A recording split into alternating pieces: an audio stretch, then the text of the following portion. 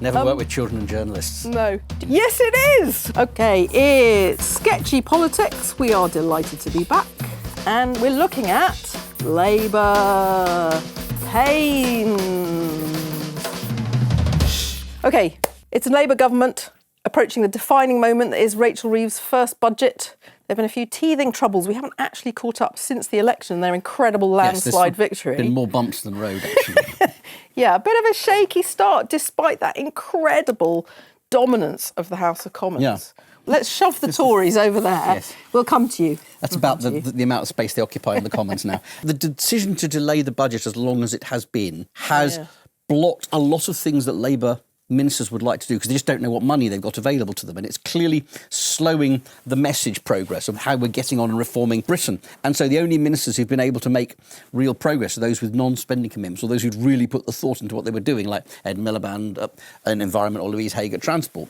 And so there's Louise been that. Haigh, she of the incredible hair. Yes. And then they just clearly weren't quite as ready as they thought they were or hoped to be.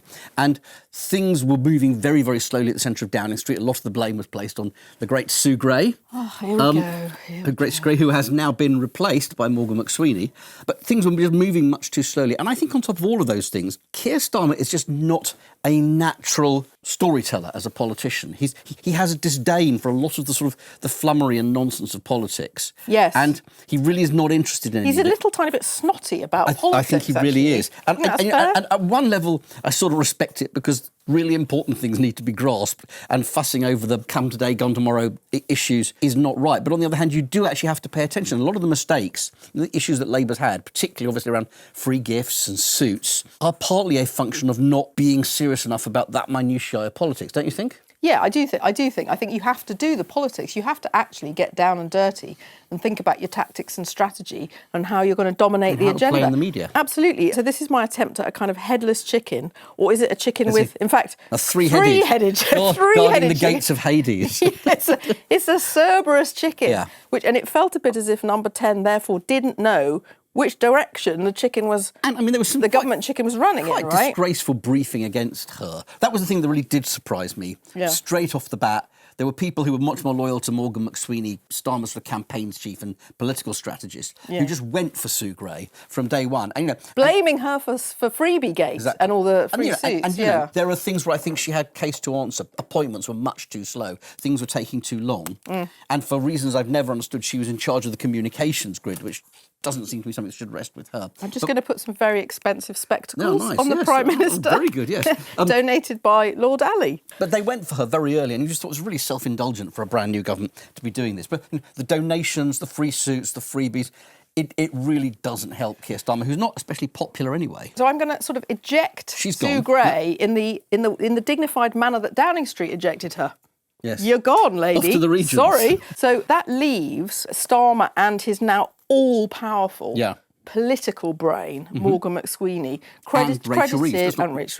credited with the amazing majority and landslide, but also not someone who's run anything in government. So that's a challenge there.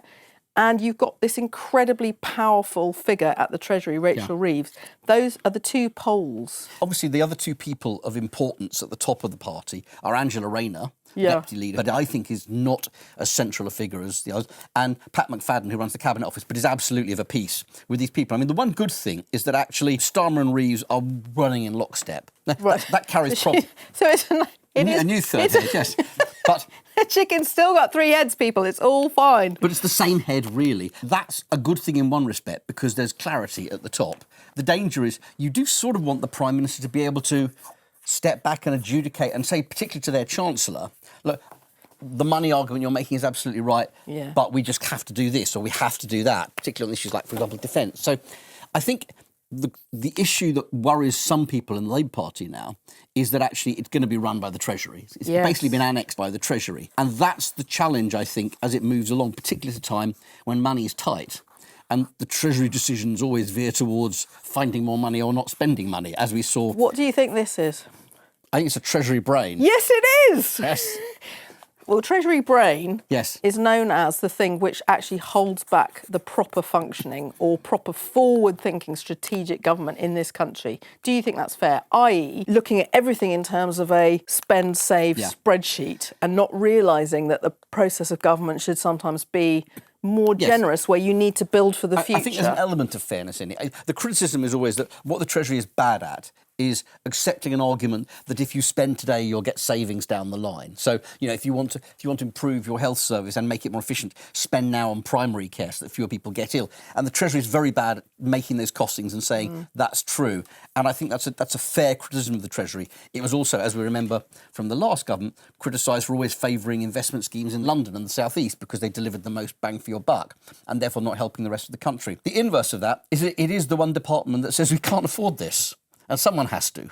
It's often whacked by everyone for blocking things that they would like to do but can't be afforded. So it's a balance, but I do think it's a worry, particularly people in the Labour Party, that Treasury brain is too powerful at the moment. And it does. We know from previous chancellors, let's face it, that often when a budget gets OK headlines on the day and then the next 2 days it starts to unravel, that can be because Treasury brain has said, let's save a bit here, let's save a bit there, and you succeed in massively alienating powerful groups of voters, all those with whom the public has sympathy. And so I'm now going to Although Liz Truss managed to have a budget that went disastrously without Treasury United the brain. nation. Well, also united the nation by alienating absolutely everyone. So I'm going to try for a second time, I believe it is on Sketchy Politics, to draw a kind of look out, the elderly. Because surely one of the most difficult things that's happened so far for the government is that they have means tested the winter fuel allowance for pensioners. So there is polling on this now, right, as to what people are really annoyed with the new government about. And that comes absolutely number one. Why have you decided to make the poor elderly cold over the winter? Yes. And also, what's the impact of that potentially on the NHS if there's a winter crisis? So was this avoidable? And was this actually part of this Treasury brain thing? Was it avoidable? Clearly, they didn't have to make that choice. They could have made a different choice. It was quite a shrewd piece of financial politics from Rachel Reeves, because fundamentally she wants to spend lots more money. She wants to borrow more money. She wants to borrow to invest. She really wants to push her fiscal rules as far as she can. And I think the one thing that measure did, step aside from the politics of it a minute, is say to the markets, listen, don't worry, we as a government will do the horrible things if we have to, rather than jeopardise our financial security or allow a run on the pound or anything like that. So I think in that respect, it was probably very important. It's not going to save very much money, and we're talking about something that saves, at its top end, 1.5 billion, which is a small amount of money, isn't it? Well, also, once you've actually had it pointed out to you, as everybody did, you cannot possibly allow it to only go to the people who'd be eligible under your new scheme. Then you have to chase all the people who should be actually in line for the benefit. Yes.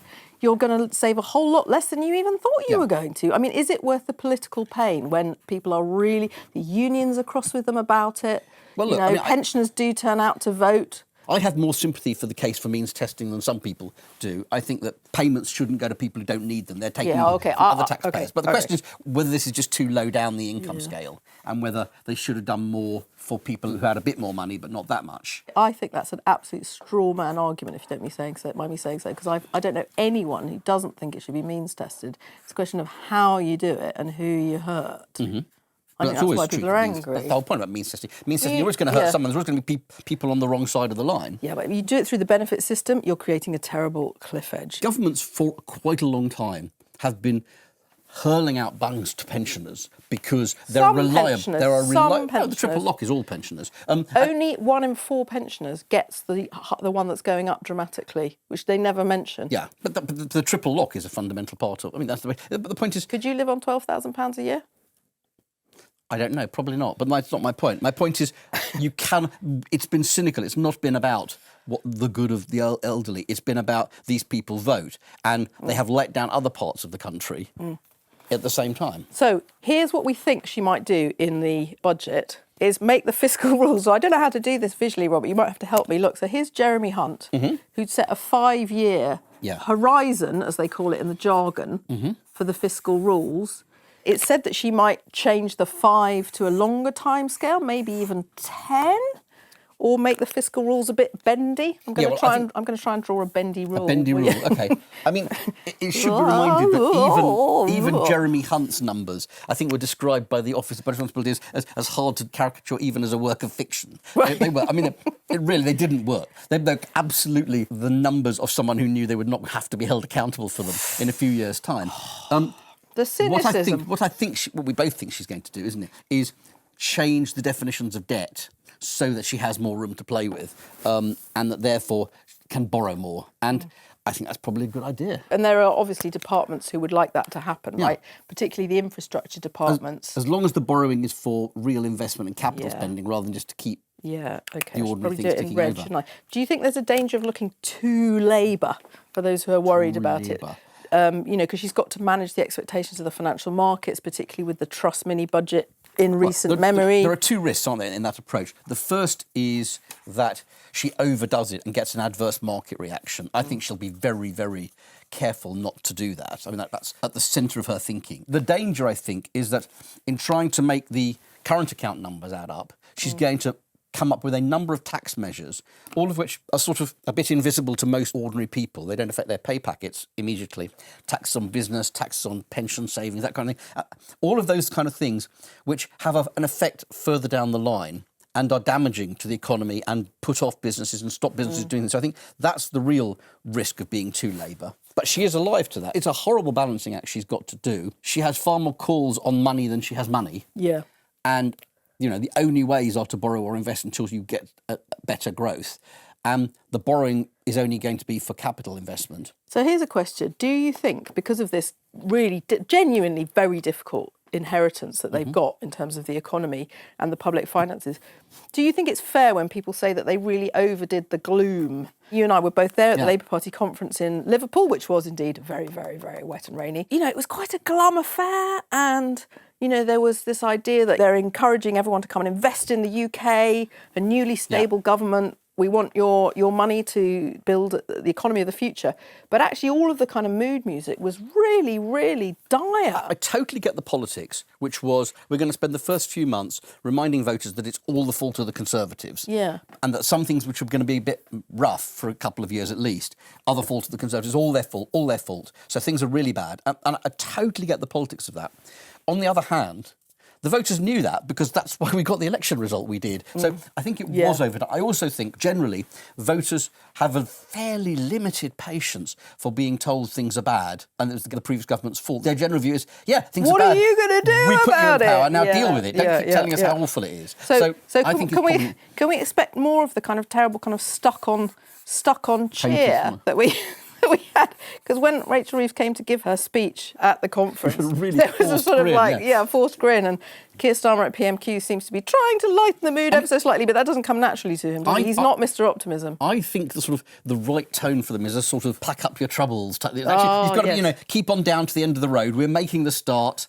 It's not going to be easy straight away, but we're on our way now. We've made a journey, and you'll start to see the results. It won't be immediate, but you'll look back at today and say, we got back on track. That's got to be the approach. You don't overdo the good cheer because it's not going to be a cheery budget and people aren't going to feel better the day after. But you've got to somehow convey this message that we are grasping the nettle. And no sunlit uplands anytime soon. Now, we had sort of put Kamala Harris and Donald Trump on here because obviously one of the sort of massive known unknowns is what kind of a democratic world are they actually going to be governing in? Because after the budget quickly comes the American election, our most important alliance, particularly now that we're out of Europe. But of course, there's another incredibly important election going on, Robert, isn't there, closer to home? One of possibly even more import One I think to which overshadows the American election for the rest of the Western world. We will turn the page. The one point, beyond obviously the fact that this is a monumentally important election and we don't know how it's going yet, is that actually governments, particularly governments with not much money to splash around, are really at the mercy of events totally beyond their control. Yes, quite. This is a government that's got a war in Ukraine, there's a war in the Middle East. Who knows what's going to happen in the US election? There are so many ways in which they can suddenly find everything they're trying to do completely derailed by events over which they have almost no say. So basically we're saying that this American rain cloud could totally dwarf the tiny little rain clouds that we have domestically Although, I mean, if it goes the wrong way. I still think the two conflicts are probably more immediately dangerous Ukraine to Ukraine and what's and going the on in Middle Israel, East. Gaza. Yeah, I think Yeah. those have the potential to be much more dangerous to the world economy. Yeah. Okay, right, let's move on to the subject that's on everyone's lips, right? Yeah. The Conservative Party leadership election. So These are the final two. the final two, but lately departed in a sort of weird plot twist at the final hurdle, well, the penultimate hurdle, both the moderates removed from the scene. Yes. Goodbye, James Cleverly, former Foreign Secretary and Home Secretary. Goodbye, Tom Tugendhat, former Security and Prisons Minister. Very much a kind of voice of moderate, So he was trying blue not to be wally. in the election. Yeah, but yeah. Do you not think that was some of the problem, that the way that a sort of moderate centre-right Tory now has to pitch themselves to the Conservative membership makes it almost impossible for you to believe what they're saying? I think it was a problem for Tom Tugendhat, although I never thought he was going to make it anyway. James Cleverly came agonisingly close from his point of view and quite possibly just messed up the ballot in the final round before it went to members. He clearly won over a section of the membership and he might have been quite a potent candidate in the ballot of Tory activists who will choose between the final two. Anyway, didn't make it. So the Tory party's veering right again, which was what I think we'd have predicted before, that, after a heavy defeat, parties tend to go back into their base. Sort of a comfort zone mentality, exactly, yes. slightly, but also maybe it's not that daft in the sense that if you've had a really catastrophic defeat, I mean, the last time we were having a chat about all of this, we were thinking that it was a kind of near extinction level event, the July 4th election for the Tory party. So actually, if you've got to rebuild from a defeat... It was only a catastrophe. That's right, just a catastrophe. The Tory-saurus, as we dubbed it, was not made extinct. These people, Nigel Farage's Reform Party, are weighing disproportionately on the minds of the Conservatives, particularly Robert Jenrick, whose out-and-out pitch is to steal Reform's clothes, fundamentally. We're going to take their clothes. And it's a difficult one for the Tories. Where's Farage? Look, Farage. Everything is just delighting him. Here he is, laughing away. On the one hand, they do have to get back some of those voters. But on the other hand, they lost as many voters to these three parties as they did to Reform, and particularly to the Liberal Democrats, especially important. If they overdo the tilt to Reform, they will undermine desperately their chances of winning back the voters to their left. And so it's very tricky. This is incredibly important, isn't it? That the sheer maths of what happened in July. Yeah. I mean, they even lost 2 seats to the Green Party, right? Yes. Which is extraordinary due to the level of sort of disgust. People amongst voted the for whoever electorate. they could vote for to get rid of them. They yes. reached for whatever weapon was to hand.